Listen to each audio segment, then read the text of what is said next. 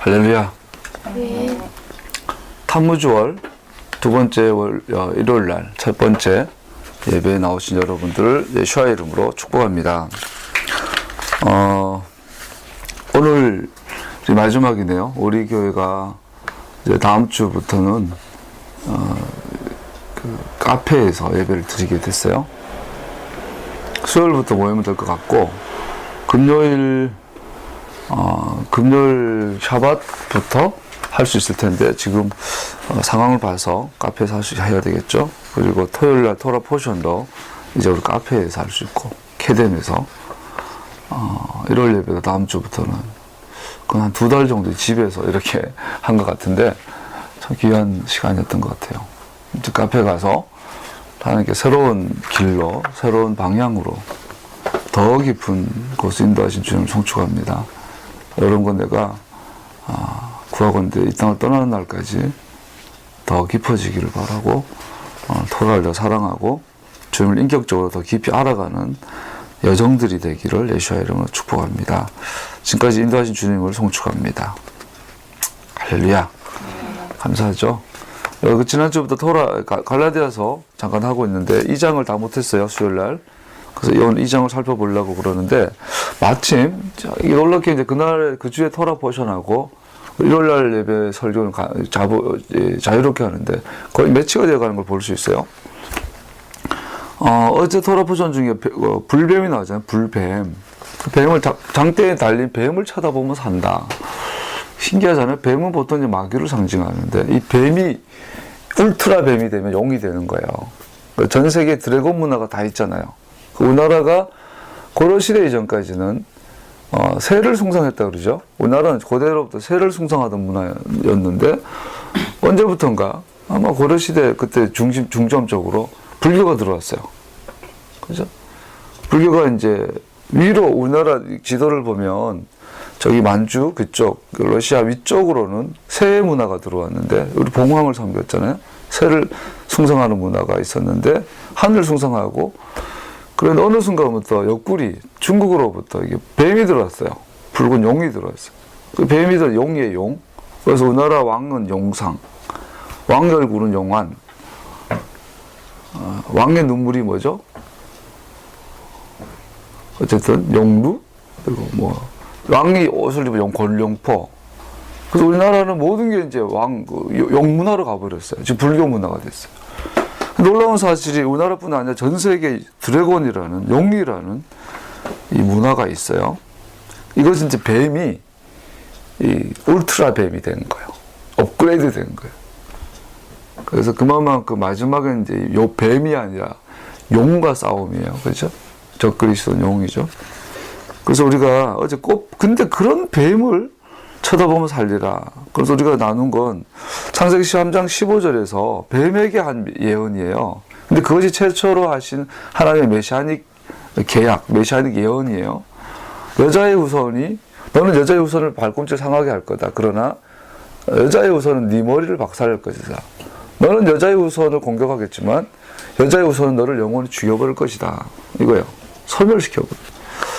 이 예언, 메시아닉 예언, 이것이 아브라함의 계약으로, 모세의 계약으로, 신의 성 계약으로, 다윗의 계약으로 쭉 연결된 걸 볼 수 있어요. 그래서 우리가 장대 달린 뱀을 쳐다본다라는 것은 바로 뱀에게 하셨던, 그러나 결국 우리에게 하시는 메시아닉 예언을 기억하게 하는, 그래서 메시아를 통해서 구원받는 것에 대한 구약에서, 타락에서 나오는 비유적인, 상징적인 사건이었다고 우리가 이해할 수 있다고 살펴봤어요. 그런데 오늘 갈라디아서에서 나오는 다른 복음, 고린도 후서에 나오면 다른 영, 다른 예수, 다른 예수를 전한다, 다른 영을 다른 영을 가지고 다른 복음을 전하는 무리들이 있다. 그들은 슈퍼 어포슬이라 되어 있어요. 그들은 사도인데 슈퍼 사도라는 거예요. 우리 개역 새 번역에는 고린도 후서에 보면 후서에는 이렇게 번역이 되어 있어요. 하나님 사도 저 거물급 사도들, 쉽게 말해가 거짓 사도, 거짓 교사들, 그들을 향하여 바울은 뭐라고 말하는지 알아요? 뱀이라고 말하고 있습니다. 고린도후서 11장에 보면 3절인가요? 그러나 내가 두려워하는 것은 뱀이 그 간사한 꾀로 하와를 속인 것과 같이 여러분의 생각이 부패해서 여러분은 그리스도께 대한 진실함과 순결함을 저버리게 되지 않을까 하는 것입니다. 그리고 그 뱀이 뭘 하냐면 우리가 전하지 않은 다른 예수를 전해도 그리고 다른 복음을 이렇게 전하는 자들, 그들을 저 거물급 사도들, 슈퍼 어포슬. 그러면서 바울이 내가 바보 같은 얘기를 할 텐데 저 거물급 사도들보다 내가 조금도 못하지 않다. 이게 고린도후서에 보면 그 거짓 사도들이 나타나서 전한 복음을 다른 복음이다. 근데 그것이 영적으로 그 본질이 뭐라고? 뱀이라는 거예요. 뱀. 그 뱀이 뭐냐? 마침 어제 토라 포션에 불뱀이 나왔어요. 뱀에 물려서 이스라엘이 죽어요. 오늘 우리는 그래서 오늘 갈라디아 2장을 살펴보면서 뱀에 대해서 살펴볼까 합니다. 우선 사전에 보면 뱀을 성경에서는 히브리어로 나하시라는 단어를 쓰는데 이 나하시의 뜻은 예지하다, 경험하여 배우다, 점치다. 복술가, 점치는 자라는 뜻이 있어요. 그 나하시는 복술, 점, 사술. 그 네하시라고 아람어 네하시는 구리, 노쉐라는 뜻이 있고 네오쉐트. 히브리어 철자 테트는 뱀의 형상이에요. 그래서 뱀이라는 뜻이 있는데 이 나하시라는 뱀이라는 단어와 테트가 합해져 네오쉐트가 되는데 이것은 또 노쉐라는 뜻이에요. 노뱀, 노쉐할 때. 그래서 장대에 달린 노뱀을 쳐다보면 살았어요. 그 나하시는 뱀. 그래서 뱀은 성경에서 뿐 아니라 고대 근동에서 예지의 상징, 복술의 상징, 중국에서는 이 뱀이 용무로 뱀의 과장된 모습으로 여의주가 생명과 뱀의 속성을 가진 여의주를 물고 있는 형태로 이제 확장되는 것을 볼 수 있어요. 그 중국에 있는 그 여의주를 문 용의 이 이미지가 한국에 가득하죠. 그 뱀은 특징이 있죠. 여러분 뱀 딱 생각하면 무슨 길다, 뭐 차갑다, 징그럽다 이런 이미지가 있지만 혀가 특징이죠. 혀가 쉬질 않아요. 이 뱀은 혀로 이제 방향이나 뭐 냄새나 뭐 이거 온도 같은 조절한다 그래요. 뱀은 혀가 움직여요. 입술, 말과 연결된 것을 볼 수 있어요. 그 나하시의 의미는 예지력, 예지하는 자, 경험으로 배운 지식, 점치는 자. 브리스트 하다샤 사도들의 성서에서 나하시는 또 아까 말씀드린 사도가 전파하지 않은 다른 예수, 다른 영, 다른 복음을 전파하는 거짓 사도, 괴율의 역군, 즉 사단. 이 뱀의 정의를 잠깐 살펴봤어요. 그러면 이것이 오늘날 우리가 배우는 이 갈라디아서랑도 연결이 된다라는 거죠. 좀 더 그 갈라디아서 하기 전에 살펴보면 에스겔 22장 28절에 보면 거짓 선지자들에 대해서 이렇게 말하고 있어요. 그 선지자들이 그들을 위하여 회를 치라고, 자신들을 위하여 회치라고 스스로 허탄한 이상을 보며 거짓 복수를 행하며 야훼가 말하지 아도나이께 주님께서 말하지 아니하였어도 주 야훼께서 주님께서 이같이 말씀하셨느니라.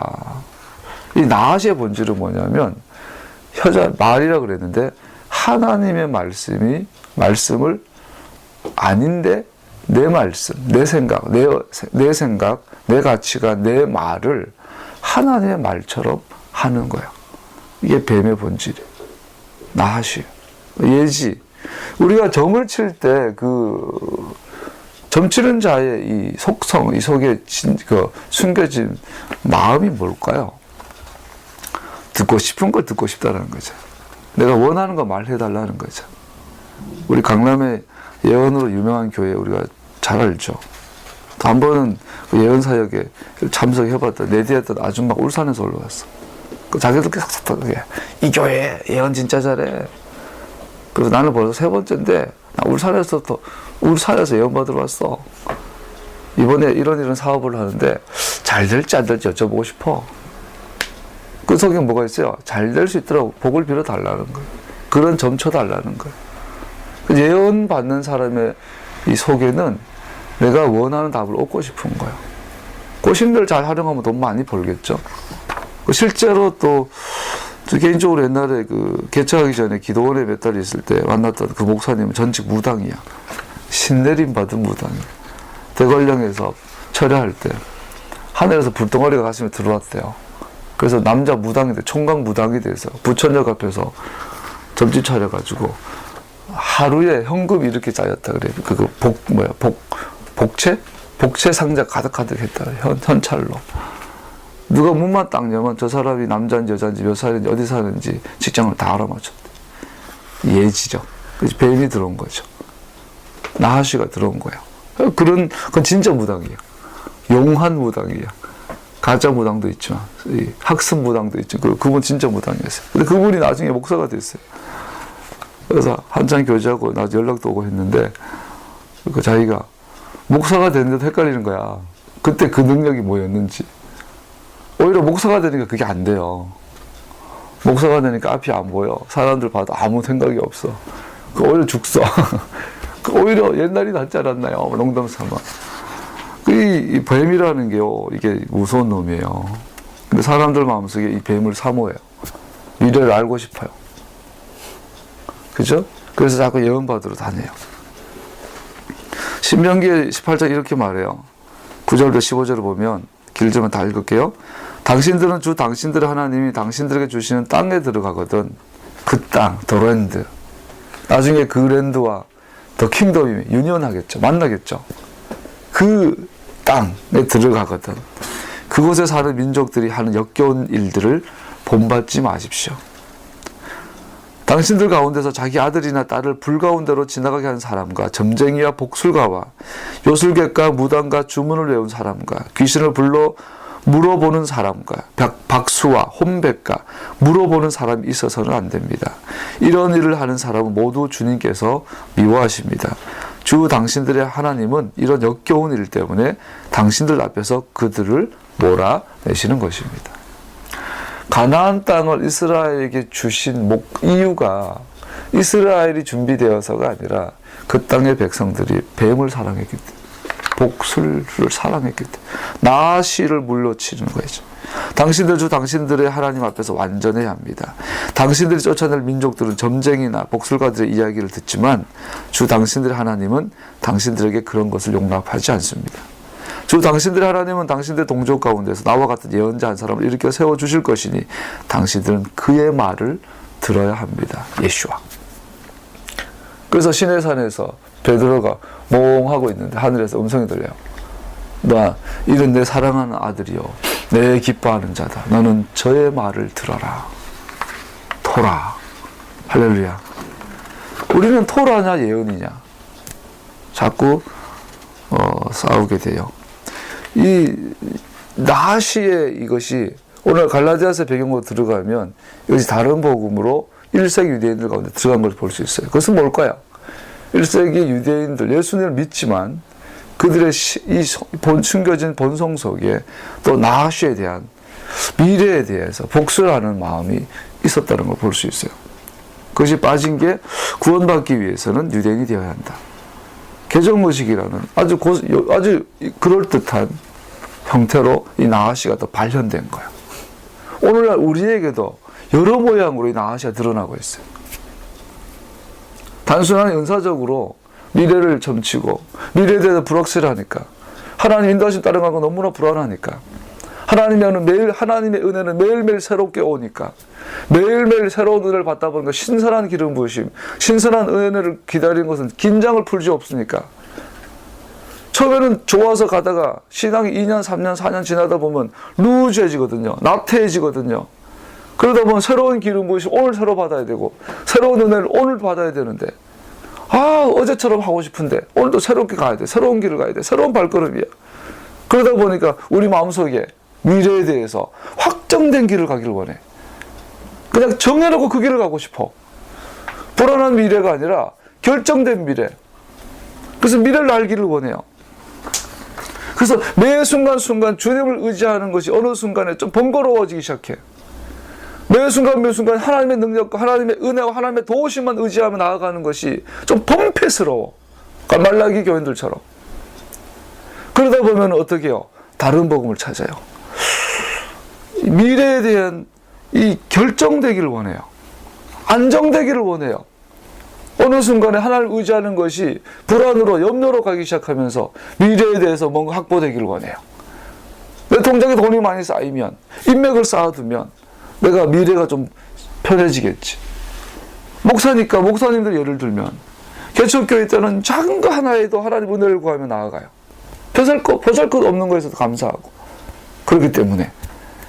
그런데 이제 돈이 많이 생기고 인력이 충분해지면 하나님 도움 없이도 선교할 수 있어요. 하나님 안 도와도 성경학교 잘할 수 있어요. 하나님이 안 계셔도 집회가 웅장하게 잘 진행이 돼요. 세계 유명한 강사 마음껏 불러도 돼요. 어느 순간에 나아시가 들어온 거야. 매일 새로운 길 가는 게 불편한 거야. 이제는 누리고 싶어. 이제는 긴장을 풀고 싶어요. 그런 본성들이 1세기 교인들도 왜 없었겠어요? 그들이 찾아낸 게 구원받기 위해서 십자가에 달리신 예수님의 그 보혈을 의지하는, 그 보혈의 능력으로 구원받는 것은 너무나 감격스러웠는데, 이제 시간이 지나다 보면 매뉴얼 없어. 종교로 가기 시작하는 거죠. 그래서 발견하는 것이 개종의식이에요. 나 유대교를 개종을 하면 나 이스라엘이야. 나는 하나님의 백성이라고 주민등록증 아이디 카드를 받는 것처럼 되어버렸던 걸 볼 수 있어요. 그래서 아까 읽은 것처럼 고린도후서 11장 1절 5절에서는 이런 다른 복음에 귀 기울이고 다른 복음을 전하는 자들을 바울은 나시라고 그러고 있어요. 여러분, 내가 좀 어리석은 말을 하더라도 용납해 주시기 바랍니다. 꼭 나를 용납해 주십시오. 나는 하나님께서 보여주신 열렬한 관심으로 여러분을 두고 몹시 마음을 씁니다. 나는 여러분을 순결한 처자로 그리스도께 드리려고 여러분을 한 분 남편 넷을 그리스도와 약혼시켰습니다. 그러나 내가 두려워하는 것은 뱀이 그 간사한 깨로 하와를 속인 것과 같이 여러분의 생각이 부패해서 여러분이 그리스도께 대한 신실함을 저버리게 되지는 않을까 하는 것입니다. 어떻게든지 신랑을 기쁘게 해드리고 했던 그 순수함에 떠나서 이것은 신랑이 좋아하는 거니까 띡 해놓으면 좋아하겠지. 신랑이 이 반찬 너무 좋아하니까 내가 귀찮지만 해주고 나면 좋아하겠지. 생각에서 부패가 시작되는 거죠. 신랑 대신 아버지이신 왕이신 예수와를 향한 그 풋풋한 첫사랑을 떠나게 되는 거죠. 어떤 사람이 와서 우리가 전하지 않은 다른 예수를 전해도 여러분은 그러한 사람을 잘 또 용납합니다. 여러분은 우리에게서 받지 아니한 다른 영을 잘 또 받아들이고 우리에게서 받지 아니한 다른 복음을 잘 또 받아들입니다. 나는 저 거물급 사도들보다 조금도 못할 것이 없다고 생각합니다. 12절, 나는 지금 하고 있는 대로 앞으로도 하겠습니다. 그것은 자기네가 자랑하는 일에서 우리와 똑같은 방식으로 일을 한다는 인정을 받을 기회를 찾고 있는 사람들에게서 그러한 기회를 잘라 없애기 위함입니다. 이런 사람은 거짓 사도요, 속이는 일꾼들이요, 그리스도의 사도로 가장하는 자들입니다. 그러나 놀랄 것은 없습니다. 사탄도 빛의 천사로 가장합니다. 그렇다면 사탄의 일꾼들이 의의 일꾼으로 가장한다고 해서 조금도 놀랄 것이 없습니다. 그들의 마지막은 그들이 행한 대로 될 것입니다. 자, 갈라디아서 2장 본문을 들어가 봅시다. 지금까지 했던 것을 기억하면서 2절 보세요. 내가 거기에 올라간 것은 계시를 따른 것이다. 바울은 분명히 말하고 있어요. 내가 예루살렘에 올라간 것은 내 뜻이 아니라 주님의 뜻이다. 3절에 보면 나와 함께 있는 헬라인 디도까지도 억지로 할례를 받게 하지 아니하였다. 억지로 할례 받게 하지 아니하였다. 바울이 이렇게 말하고 있어요. 3절에서 내 제자 디도에게 강제로 개종의식을 시키지 않았다.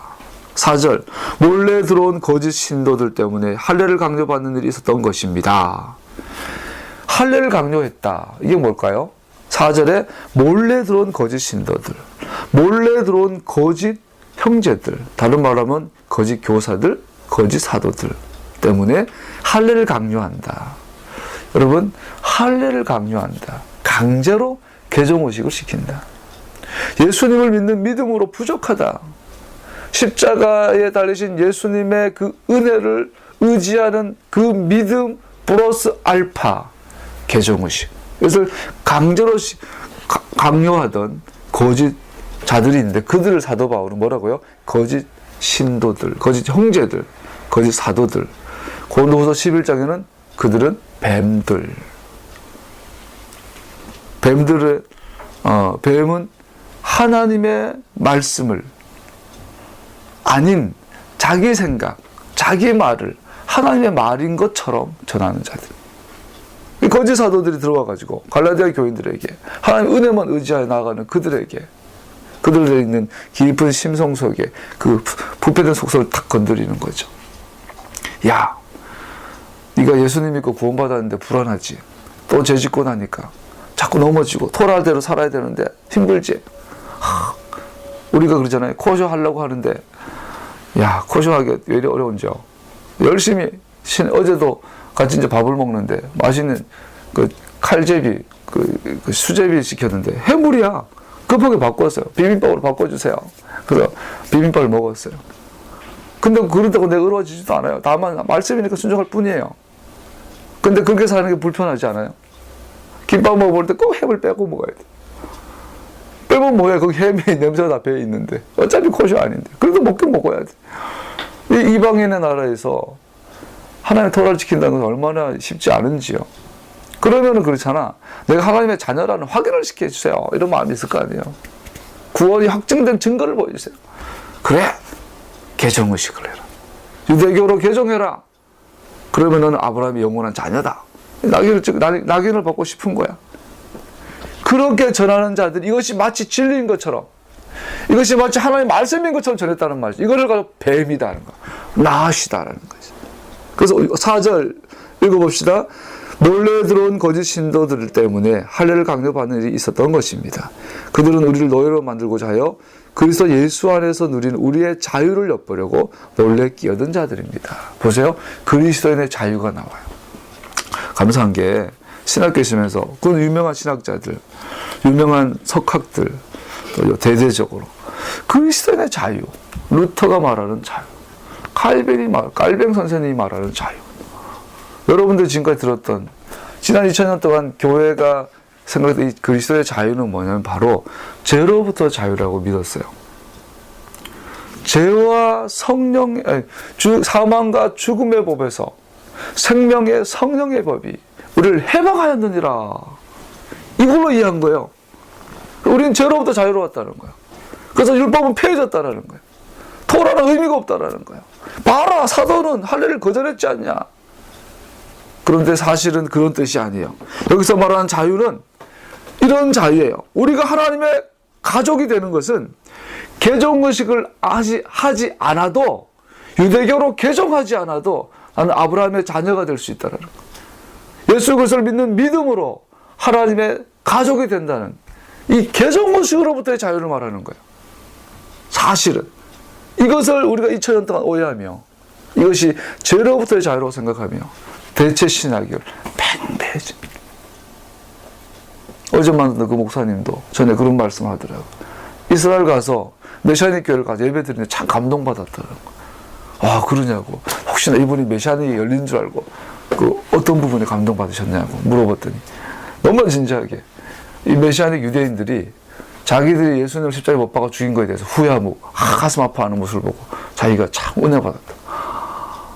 아플사. 여러분, 그게 철저한 크리스천 우월감. 유대인들을 정죄하는. 유대인들이 예수님을 죽였다는 거. 철저한 대체신학에 빠져있는. 그 배우는 사단이 있어요. 우리의 자유를 엿보려고 믿음으로 구원받을 수 있는 이 자유를 훼손하고 왜곡시키려고 몰래 끼어든 자들입니다. 6절, 그 유명하다는 사람들로부터, 그 슈퍼보스로부터 나는 아무런 제한도 받지 않았습니다. 그들은 어떤 사람이든지 나에게는 아무 상관이 없습니다. 하나님께서 사람을 겉모양으로 판단하지 않으십니다. 그 유명한 사람들은 나에게 아무런 제한을 하지 않았습니다. 도리어 그들은 베드로가 할례받은 사람에게 복음을 전하는 일을 맡은 것과 같이, 여기서 유명하다는 거 슈퍼보스가 아니라 예루살렘 교회 리더들 말하겠죠. 그리고 넘어가서 12절 읽어봅시다. 시작. 그것은 게바가 야고보에게서 몇 사람이 오기 전에 이방 사람들과 함께 음식을 먹다가 그들이 오니 할례를 받은 사람들 두려워하여 그 자리를 떠나 물러난 일입니다. 놀라운 사실이 사도 바울은 예수님 살아생전에는 예수님을 만난 적이 없잖아요. 죽은 다음에 계시로 사도가 됐잖아요. 사도로 부름받았잖아요. 그러다 보니까 이 사도직에 대해서 옹호하는 것이 굉장히 강조가 되는 걸 볼 수 있죠. 그러면서 예루살렘 유명한 자들, 베드로나 야고보나 이런 분들은 난 인정받았다. 그분이 나와 오른손으로 악수해주며 축복해줬다. 인정해주고 내 권위를 인정해줬다는 거죠. 그런 일을 하면서 나는 이미 제도 교회 안에서 난 인정받은 자다. 하나님이 보냈을 뿐 아니라 그러면서 도리어 게바, 니들이 그렇게 최고 리더로 인정하는 그 베드로가 복음을 훼손한 일을 아느냐? 바울은 거칠 것이 없는 거야. 여러분, 바나바와 바울은 절친이었죠. 바울을 안디옥 교회로 인도한 사람이 바나바죠. 근데 그 바울이 바나바와 대판 싸우죠. 어마어마하게 싸우죠. 어떻게 이런 하나님을 사랑하고 하나님의 성품을 담고자 하는 바울이 그 친구와 그렇게 대판 싸울 수 있을까요? 바나바의 조카 마가 요한 때문이에요. 이 요한이 처음에 1차 여행 때 같이 가다가 중간에 돌아와 버려요. 2차 여행 때 바나바가 조카 요한을 데려갑시다 했더니 바울이 반대한 거예요. 그 문제 때문에 대판 싸서 거기서 갈라져요. 바나바는 이제 아마 예루살렘 몰러 갔겠죠. 그리고 바울은 혼자 2차 여행, 3차 여행을 건져요. 그건 나중에 디모데후서 마지막에 보면 바울이 죽기 전에 마가 요한, 그는 소중한 자다. 그거 인정해 준 걸 볼 수 있어요. 여러분, 바울이 왜 어린 요한이 마가가 이 바나바의 조카가 여행할 때 좀 마음에 안 들어서 그렇게 대판 싸웠을까요? 나중에 이런 구절이 나와요. 마가 요한은 할례당이라. 그 당시 마가 요한 예수님을 믿었지만 할례당이었던 것 같아요. 유대교로 개종해야 된다고 동의하는 자였던 것 같아요. 바울은 베드로든 바나바든 하나님의 복음 외에 다른 복음을 전한 자는 천사라도 저주를 받을지. 이게 바울의 위대성. 내가 하나님을 두려워하라, 사람을 두려워하라. 세례 요한의 기름을 받은 거예요. 세례 요한은 뭐라고 말합니까? 그는 흥하여 하겠고 나는 망하여 하리라. 우리는 자꾸 착각을 해요. 기도하면서 성령 충만하고 나는 축복받고 주님도 잘되고 나도 잘되고 이것을 복이라고 생각해요. 그러나 엘리야의 무리들, 세례 요한의 심령과 능력을 가진 엘리야의 심령과 능력을 가진 세례 요한은 뭐라고 말합니까? 그는 흥하여 하겠고 나는 망하여 하리라. 바울이 그랬어요. 바나바라 할지라도 베드로라 할지라도 예수 그리스도의 십자가에 달린 그분의 은혜와 능력, 그것을 그분을 믿는 믿음 외에 다른 것으로 구원받는다고 하는 다른 복음을 전하는 자들은 천사라도 저주를 받을지어다. 하나님을 경외하는 자만 할 수 있는 거죠. 이 장에 보세요. 베드로가 밥을 먹다가 야고보의 제자들이 몇 명 오니까 안 먹은 것처럼 시침이 뚝 떼고 있어요. 13절 나머지 유대 사람들도 그와 함께 위선을 하였고 마침내는 바나바까지도 그들의 위선에 끌려갔습니다. 나는 그들이 복음의 진리를 따라 똑바로 걷지 않는 것을 보고 모든 사람 앞에서 베드로에게 이렇게 말했습니다. 당신 유대 사람인데도 유대 사람처럼 살지 않고 이방 사람처럼 살면서 어찌 이방 사람이 되라 유대 사람이 되라고 강요합니까? 이렇게 말하고 있는 것을 볼 수 있어요. 여러분, 이것을 이해하기 위해서는요, 유대인들의 식탁에 대한 개념을 살펴볼 필요가 있어요. 왜 이거 밥 먹다가 일어섰는데 이것이 뭐 그렇게 문제가 될까? 이렇게 우리가 이해할 수 있잖아요. 출애굽기 33장 13절 15절 이런 구절이 있어요. 출애굽기 34장 15절에 보면 너희는 다른 신에게 절하지 말라. 주는 질투라. 이름을 하는 질투의 하나님이라. 너는 산과 그 땅의 거민과 언약을 세우지 말지니 이는 그들이 모든 신을 음란히 섬기며 그들에게서 희생을 드리고 너를 청하면 네가 그 희생을 먹을까 함이며. 고대 근동에서 식사 올라오는 이방인들은 집에 신이 있잖아요. 신전대 신도 있지만 각 집에도 자기 성명의 우상들이 있잖아요. 그럼 오늘 우리가 밥을 먹을 때 식사 기도하잖아요. 우리는 식사 전에 기도하지만 유대인은 식사 후에 기도한다 그래요. 그래서 식사 기도하잖아요. 식사 기도하는 그 순간에 이 밥이 나의 신께 드려지는 거예요. 우리 하나님께 우리가 먹는 음식을 먼저 제물로 드리고 먹는 거예요. 그런데 이방인들은 자기 신에게 자기 음식을 바친 후에 그거를 먹는 거예요. 그러니까 이 유대인들이 이방인들 집에 가서 이방인들 식사를 같이 하는 건 뭐죠? 우상 섬기는, 우상 숭배가 되는 거예요. 그러니까 고대 랍비들은 철저하게, 절대적으로 유대인들은 이방인들과 같이 식탁을 못하게 되어 있어요. 더 나아가서 고대 사회에서 이 식사 문화는 계약의 완성이에요. 우리가 샤bat 때마다 만찬을 꼭 하는 이유가 하나님과 나와의 케티바의 언약이 식사를 통해서 완성이 되는 거예요. 키두시 하면서 포도주를 마시고 빵을 먹어요. 그 빵에다가 언약에 소금을 뿌려서 찍어서 먹어요. 이 언약이 영원하다는 거예요. 같이 식사한다는 것은 같은 신을 섬긴다는 이유일 뿐 아니라 그 사람과의 계약 가운데 들어가 버려요. 그래서 유대인의 입장에서 이방인과 밥을 먹는다는 것은 상상을 할 수 없는 거예요. 그런데 베드로가 누구예요? 베드로는 이미 사도행전 10장에서 고넬료의 집에 가서 같이 밥을 먹었잖아요. 같이 식탁 교제를 했잖아요. 이미 베드로는 이 복음의 자유함에 들어가 있는 사람이었어요. 그런데 그가 야고보의 제자들이 무서워서 안 먹은 척 위선적인 행동을 했던 거죠. 그러면서 복음은 베드로는 본이었던 아니었던 복음을 훼손하게 된 거예요. 바울이 누구예요? 복음의 사자 아니에요. 베드로라도 공개적으로 망신을 주는 거죠. 그것은 베드로를 망신 준 게 아니죠. 복음을 지킨 거죠. 여러분, 하나님의 토라가 우리에게 전해지면 너는 좌로나 우로나 치우치지 말아라. 1점도 가감하지 말아라. 이거예요. 하나님의 토라를 있는 그대로 유지하는, 하나님은 그런 자를 가장 귀하게 본다고 생각해요. 마지막에는 용과 진리와의 싸움이에요. 여러분, 예수님이 오시는 이 마지막 때에 마지막 우리가 알아야 될 거는 사단이 이 빛의 차자로 나타난다는 말은 사단이 나타나가지고 말을 하는데 하나님의 말씀인 것처럼 하는 거예요. 그래서 뱀이 하와를 유혹하여 그 마음의 순결함을 왜곡시켜버려요. 받은 말씀 그대로를 이거를 먹으면 죽을까 하노라. 하나님 말씀은 말씀인데 자기가 원하는 대로 살짝 바꿔버려요. 그때 그 하와 속에 뭐가 있었다고요? 나시, 복술의 스피릿이었어요. 미래를 알기 원해요. 내가 원하는 미래가 되길 원했어요. 내가 원하는 소리를 듣고 싶었어요. 그 신을 정확하게 깨달은 뱀이 샥 들어가는 거예요. 정령 죽으리라 했느냐? 아니야, 안 죽어. 그걸 받아들여버려. 우리가 아무리 주님하고 교회를 오래 다니고 메시아닉이에요, 토라 공부를 백날 해도 우리의 마음속에 나하시를 사랑하는, 나하시를 구하는 마음들이 있어요. 그래서 거짓사도의 특징 뭐예요? 부드러운 말을 하라. 내가 원하는 말을 하라. 예레미야, 이사야, 에스겔 계속 호소하는 게 거짓사다. 거짓 선지자의 특징은 부드러운 말을 해라. 내가 원하는 말을 하라는 청중들에게 그들이 원하는 말을 해주는 거예요. 괜찮다, 평안하다, 평안하다. 이 전에 하나님이 함께 계신다. 이 전은 하나님의 집이라.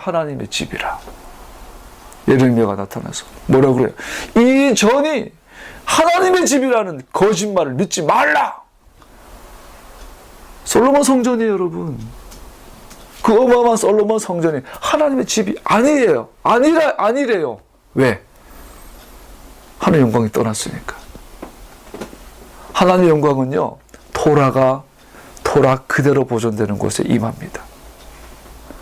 하나님의 말씀이 조금도 훼손되지 않고 그대로 샤마르 되는 곳에, 보존되는 곳에 하나님의 영광이 그곳에 임합니다. 기도 많이 하는 곳에 임하지 않아요. 금시간도 하나님의 영광이 오지 않아요.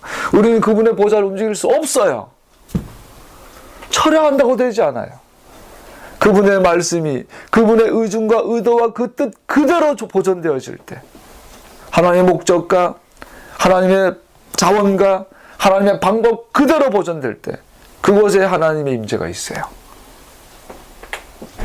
할렐루야. 왜 다른 복음을 전하는 거예요?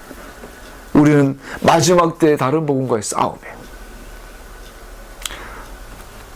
제가 존경했던 우리 장신대 교수님 한 분이 얼마 전에 신문에 글을 썼더라고요.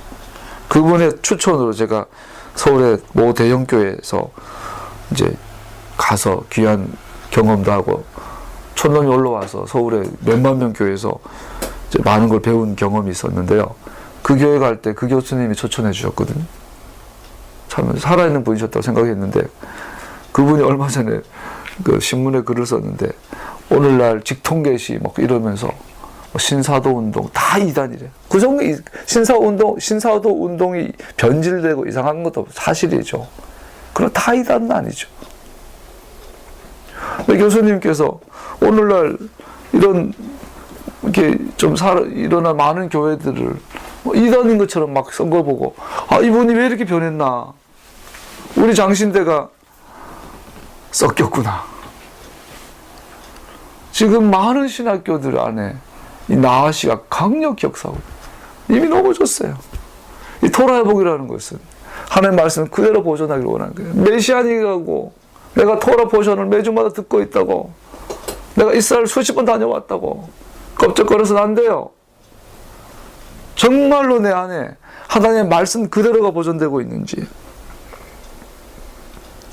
15절 우리는 본디 유대 사람이 이방인 출신의 죄인이 아닙니다. 그러나라는 것이 다른 사본에 나오지 않는데요. 옛날 사본에는. 그 말은 15절에 우리는 본디 유대 사람이, 이것은 거짓 사도들이 말하는 인용구라는 거예요. 사도 바울이 말이 아니야. 그들이 우리는 본디 유대 사람이요 이방인 출신의 죄인이 아닙니다라고 말하는데, 그러나 사람은 율법을 행하는 행위로 의롭게 되는 것이 아니라 예수 그리스도를 믿는 믿음으로 의롭게 되는 것임을 알고 우리도 그리스도 예수를 믿는 것입니다. 그리스도를 믿는 믿음으로 의롭다고 하심을 받고자 했던 것입니다. 율법을 행하는 행위로는 아무도 의롭게 될 수 없기 때문입니다. 할렐루야. 여기에 보면요, 우리 세번역에 율법을 행하는 행위라고 되어 있어요. 이것은 관용구예요, 여러분. 따라보세요. 토라 행위. 놀라운 사실이 몇 년 전에 1-20년 전인가요? 쿰단 동굴에 나온 사본들 중에 정확히 명칭을 모르겠는데 어떤 문서가 하나 작은 고대 사본이 발견됐어요. 쿰단 공동체가 쉽게 말하면 아주 경건주의자들이 있었는데, 이분 정말 경건한 분들, 귀한 분들이죠. 근데 그분들이 많은 모여서 성경을 계속 토라를 이렇게 필사해서 남긴 분들이죠. 근데 그분들이 거기에 새로운 회원들이 쉽게 말 입회, 멤버가 되기 위해서는 거기 멤버 절차가 있을 거 아니에요. 그래서 그 공동체 그 계약, 쿰란 공동체 계약의 일원이 되기 위해서는 통과해야 되는 입회 절차가 있을 거 아니에요. 쉽게 말해서 이 입회 절차를 그들은 관용구로 뭐라고 불렀다고요? 토라 행위라고. 그래서 1세기에는 토라 행위라는 유행하는 관용구가 있었다라는 거예요. 그래서 우리가 율법을 행하는 행위라는 말은 1세기 공동체 안에서 토라 행위로 이해될 수 있어요. 즉 모세의 토라가 아니라 당시의 신학 주류 1세기 교회 안에서 여러 파들의 그 파의 계약의 일원으로 되기 위해서는 그 파가 요구하는 통합 측에 들어가기 위해서 통합의 어떤 절차가 있잖아요. 합동만 해도 절차가 있잖아요. 그걸 통과해야만 통합 회원 교회가 되잖아요. 이런 것을 토라 행위라고 말했다라는 거예요. 그걸 그대로 사도 바울이 인용했다라는 거예요. 이것은 율법을 행하는 행위. 그래서 우리는 모세의 율법, 모세의 토라, 그죠? 하나님의 토라를 행하는 행위로 의롭게 되는 것이 아닙니다라고 이해했던 거예요, 그동안 교회가. 그랬기 때문에 토라는 폐해졌어, 율법은 폐해졌어, 모세의 토라는 참고만 해, 이렇게까지 대체 신학이 쫙 깔린 거죠. 그러나 현대 최신 연구에 의하면 토라 행위라는 관용구가 있어요. 1세기 교회에서는 토라 행위는 모세의 토라, 하나님의 토라를 말하는 것이 아니라 그 당시에 어떤 계약의 공동체의 멤버로서 들어가기 위해서 필요한 입회 절차라고 볼 수 있어요. 이해가세요? 그런데 오늘은 그것을 보고 우리가 바울이 모세의 토라를 폐했잖냐, 인정하지 않았잖냐. 오히려 바울은 이러면서 다른 복음에 대해서 강력히 주장하는 바울의 본심은 뭐예요? 바울은 토라를 떠난 적이 없어요. 토라를 폐한 적이 없어. 바울은 할례를 거부한 적이 없어요. 바울은 모세의 할례를, 모세의 토라, 아브라함이 했던 그 할례는 여전히 유효하는 입장이었던 걸 알 수 있어요. 오늘 우리가 메시아인이 되면서 왜 코셔를 해야 합니까? 당연히 토라니까. 모세의 토라에 나오잖아요. 왜 우리가 할례를 받아야 합니까? 난 할례 아직 안 받았어요. 우리 애기도 안 받았어요. 그러나 할례는 하나님의 말씀이에요. 왜 찌찌들 입어야 합니까? 난 지금 입지 않고 다녀요. 자유한데 나도 입을 거야 앞으로. 하나님 뜻이니까. 내가 이방인인데요? 아니에요. 난 이스라엘이에요. 왜 집에 메추살 달아야 합니까? 하나님 달라고 했으니까. 왜 코셔를 해야 합니까? 하나님이 하라고 했으니까. 왜 남자들은 찌찌들 달아야 합니까? 하라고 했으니까. 토라니까. 여기서 율법을 행하는 행위, 토라의 행위는 모세의 토라가 아닌 거죠. 할렐루야. 18절에 내가 헐어버린 것을 다시 세우면 나는 나 스스로를 범법자로 만드는 것입니다. 에베소 2장 14절을 보면 유대인과 이방인 사이에 예수 그리스도의 십자가의 능력으로 그 막힌 땅을 헐어버렸다. 그런데 내가 다시 할례를 받아야 된다. 개정의식 유대교가 개정해야만 구원받는다고 내가 가르친다면 그것은 나는 범법자가 되는 것이다. 19절 나는 율법과의 관계에서 율법으로 말미암아 죽어버렸다. 그것은 내가 하나님과의 관계 안에서 살려고 한다. 율법 관계 안에 죽었다는 것은 말한 것처럼 나는 유대교의 규정에 의해서 나는 죽었다. 관계없다라는 거예요. 나는 하나님의 토라만 나와 관계가 있다. 장로들의 유전, 누구보다도 장로들의 유전 철저했던 바울이 이제는 그것을 거부하는 거죠. 20절에 나는 그리스도와 함께 십자가에 못 박혔습니다. 이제 살고 있는 것은 내가 아닙니다. 그리스도께서 내 안에서 살고 계십니다.